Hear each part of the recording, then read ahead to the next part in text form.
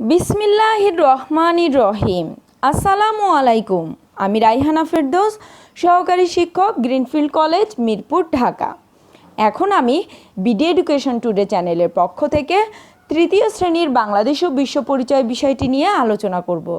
প্রিয় শিক্ষার্থী, আশা করছি তোমরা সকলেই ভালো আছো। আজ আমি তোমাদের জন্য তৃতীয় শ্রেণীর বাংলাদেশ ও বিশ্ব পরিচয় বিষয়টি থেকে অধ্যায় 3-এর আলোচনা তুলে ধরব। আমার এই ক্লাসটি যদি তোমাদের ভালো লেগে থাকে তাহলে তোমরা অবশ্যই চ্যানেলটি সাবস্ক্রাইব করবে এবং লাইক আর কমেন্ট করে পাশে থাকবে। তো শিক্ষার্থীরা, চলো আর দেরি না করে আমরা আমাদের আজকের ক্লাসটি শুরু করি।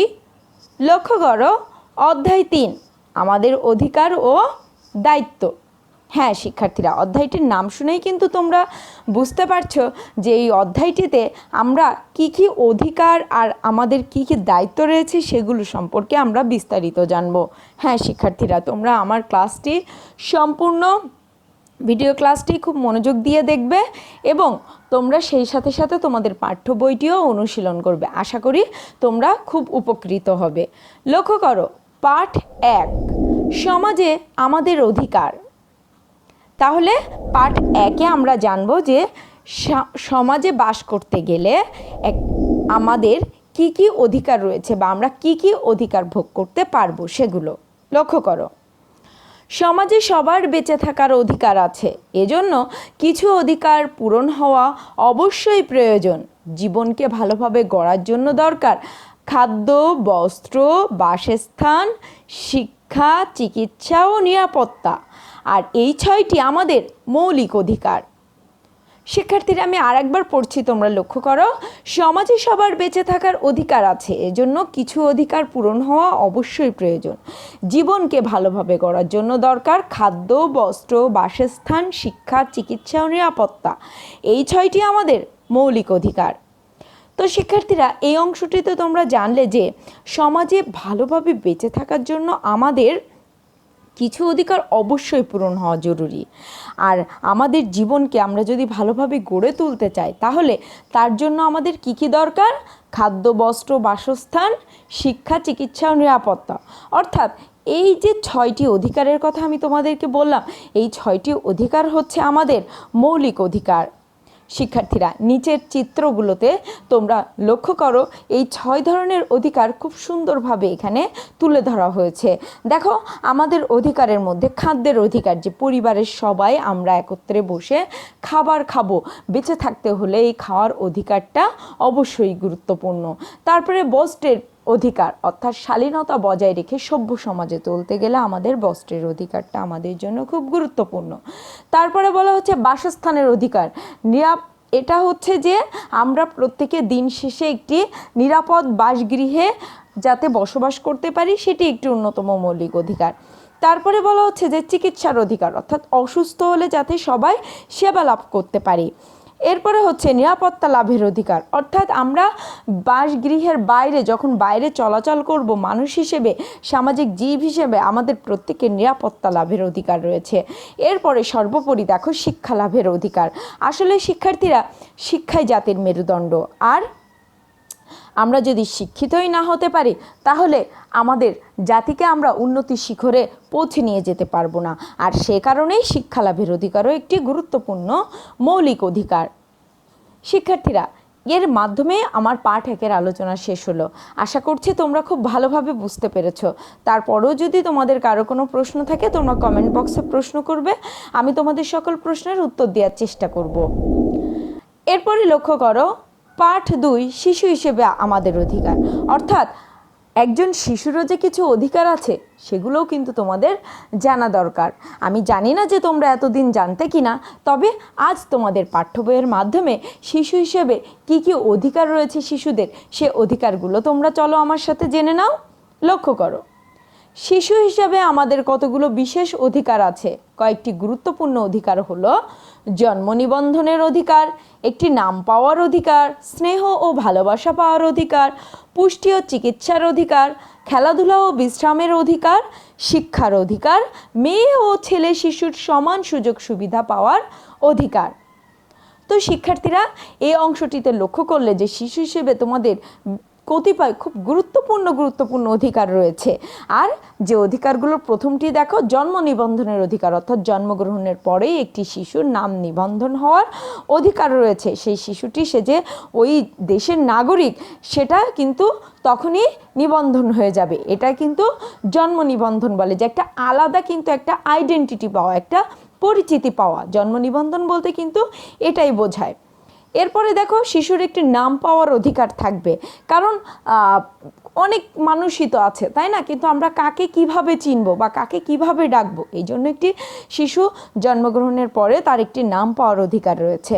স্নেহ ও ভালোবাসা পাওয়ার অধিকার, প্রত্যেকটি শিশুরই স্নেহ ও ভালোবাসা পাওয়ার অধিকার রয়েছে। সেটা তার বাবা মায়ের কাছে একরকম, ভাই বোনের কাছে একরকম, পাড়া প্রতিবেশীদের কাছে একরকম, আত্মীয় স্বজনদের কাছে একরকম। স্নেহ ও ভালোবাসা পাওয়ার অধিকার প্রত্যেকটি শিশুরই রয়েছে। এরপরে দেখো, পুষ্টি ও চিকিৎসার অধিকার। একটি শিশু পুষ্টিসম্পন্ন খাদ্যদ্রব্য গ্রহণ এবং অসুস্থ হলে তার চিকিৎসা গ্রহণের অধিকার রয়েছে। এরপরে দেখো, খেলাধুলা ও বিশ্রামের অধিকার। প্রত্যেকটি শিশুরই কিন্তু নিয়মিত প্রতিদিনই খেলাধুলা করা উচিত, আর এই খেলাধুলার অধিকার শিশুর একটি গুরুত্বপূর্ণ অধিকার। আর খেলাধুলা করলে তো একটি শিশু ক্লান্ত হবেই, সেই সাথে সাথে খেলাধুলার পাশাপাশি শিশুর বিশ্রামের অধিকার রয়েছে। তারপরে দেখো, শিক্ষার অধিকার। প্রতিটি শিশুর বিদ্যালয়ে যাওয়ার এবং সুন্দর প্রাতিষ্ঠানিক পরিবেশে শিক্ষা লাভের অধিকার রয়েছে। ঠিক একইভাবে শিশুটি কিন্তু তার পরিবারের সদস্যদের কাছ থেকেও শিক্ষা গ্রহণ করতে পারে। এরপরে দেখো, মেয়ে ও ছেলে শিশুর সমান সুযোগ সুবিধা পাওয়ার অধিকার। হ্যাঁ শিক্ষার্থীরা, একটি ছেলে শিশু আর একটি মেয়ে শিশু কিন্তু আলাদা নয়, তাই মেয়ে ও ছেলে শিশু সবারই সমান সুযোগ সুবিধা পাওয়ার অধিকার থাকবে। এরপর লক্ষ্য করো, পৃথিবীর সব দেশে শিশুদের অধিকারগুলো আছে। সুস্থ ও সুন্দরভাবে বেড়ে ওঠার জন্য এই অধিকারগুলো পূরণ হওয়া খুবই প্রয়োজন। পরিবার, সমাজ ও রাষ্ট্রের দায়িত্ব হলো শিশুদের অধিকারগুলো পূরণ করা। প্রতি বছর অক্টোবর মাসের প্রথম সোমবার বিশ্বের সকল দেশে বিশ্ব শিশু দিবস পালন করা হয়। তাহলে শিক্ষার্থীরা, এই অংশটিতে তোমরা বিশেষভাবে জেনেছো যে প্রথম অংশে আমি তোমাদের জন্য যে শিশু অধিকারগুলো বলেছি, এই শিশু অধিকারগুলো যে শুধুমাত্র আমাদের বাংলাদেশের শিশুদের জন্য তা কিন্তু নয়, পৃথিবীর সব দেশের শিশুদের এই অধিকারগুলো রয়েছে। আর সুস্থ আর সুন্দরভাবে বেড়ে ওঠার জন্য শিশুদের এই অধিকারগুলো পূরণ হওয়া খুবই জরুরি। আর এই অধিকারগুলো পূরণ করার জন্য পরিবার, সমাজ আর রাষ্ট্রের দায়িত্ব এই অধিকারগুলো শিশুদের পূরণ করা। আর তোমরা একটি জিনিস বিশেষভাবে মনে রাখবে যে প্রতি বছর অক্টোবর মাসের প্রথম সোমবার বিশ্বের সকল দেশেই বিশ্ব শিশু দিবস পালন করা হয়। তাহলে শিক্ষার্থীরা, তোমরা আমার সাথে আরেকটি বার বলো তো, প্রতি বছর অক্টোবর মাসের প্রথম সোমবার বিশ্বের সকল দেশে বিশ্ব শিশু দিবস পালন করা হয়। হ্যাঁ শিক্ষার্থীরা, আশা করছি তোমরা আমার এই ক্লাসটি খুব ভালোভাবে বুঝতে পারছো। এখন আমি তোমাদের জন্য পার্ট 3-এর আলোচনা শুরু করব। লক্ষ্য করো, পার্ট 3, শিশু হিসেবে আমাদের দায়িত্ব। হ্যাঁ শিক্ষার্থীরা, পার্ট 2-এ তোমরা জেনেছো শিশু হিসেবে তোমাদের অধিকারগুলো, তাহলে নিশ্চয়ই যেখানে অধিকার আছে সেখানে নিশ্চয়ই কিছু দায়িত্বও রয়েছে। হ্যাঁ ঠিক তাই। লক্ষ্য করো, পরিবারে যেমন আমাদের অনেক অধিকার আছে, তেমনি কিছু দায়িত্বও আছে। পরিবারের প্রতি আমাদের কয়েকটি দায়িত্ব হলো, পরিবারের প্রতি আমাদের দায়িত্ব: পরিবারের নিয়মকানুন মেনে চলা, মা বাবা এবং বড়দের শ্রদ্ধা করা, পরিবারের কেউ অসুস্থ হলে সেবা যত্ন করা, পরিবারের বিভিন্ন কাজে মা বাবা ও অন্যদের সাহায্য করা, বড় ভাই বোনকে সম্মান করা এবং ছোটদের স্নেহ ও আদর করা। শিক্ষার্থীরা, এই অংশটিতে তোমরা তোমাদের গুরুত্বপূর্ণ কিছু দায়িত্বগুলো জেনেছো, যে দায়িত্বগুলো পরিবারের প্রতি তোমরা অবশ্যই পালন করবে। পরিবারের নিয়মকানুনগুলো তোমরা খুব ভালোভাবে মেনে চলবে, তা না হলে পরিবারের বিশৃঙ্খলা দেখা দেবে। আর মা বাবা এবং বড়দেরকে তোমরা শ্রদ্ধা করবে। পরিবারের কেউ যদি অসুস্থ হয় তাদের সেবা যত্ন করবে। আর পরিবারের বিভিন্ন কাজে তোমাদের মা বাবা এবং অন্যদেরকে তোমরা যতটুকু পারো সাহায্য সহযোগিতা করার চেষ্টা করবে। বড় ভাই বোনকে সম্মান করবে। সর্বোপরি তোমাদের যারা ছোট তাদেরকে তোমরা স্নেহ দিবে, আদর করবে। এরপর লক্ষ্য করো, পরিবারের প্রতি আমাদের এই দায়িত্বগুলো ভালোভাবে পালন করতে হবে, তবেই আমরা আমাদের অধিকারগুলো ভোগ করতে পারবো।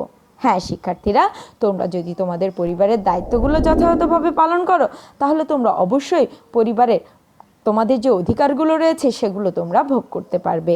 নিচের চিত্রে তোমরা দেখো শিশুরা পরিবারের বিভিন্ন কাজে একে অপরকে সাহায্য সহযোগিতা করছে। তো শিক্ষার্থীরা, এরই মাধ্যমে আমার অধ্যায় 3-এর আলোচনা শেষ হলো। আশা করছি সম্পূর্ণ ক্লাসটি তোমরা খুব ভালোভাবে বুঝতে পেরেছো। আমার ক্লাসটি করার সাথে সাথে তোমরা পাঠ্য বইটিও কিন্তু সুন্দরভাবে অনুশীলন করবে। আজ এ পর্যন্তই। তো প্রিয় শিক্ষার্থীরা, তোমাদের সকলকে ধন্যবাদ। আল্লাহ হাফেজ।